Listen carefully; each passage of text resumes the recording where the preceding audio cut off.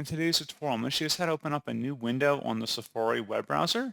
So this should hopefully be a pretty straightforward process, guys. And without further ado, let's go ahead and jump straight into it.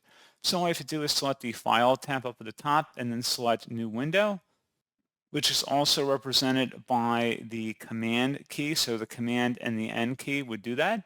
And then that would open up a new window.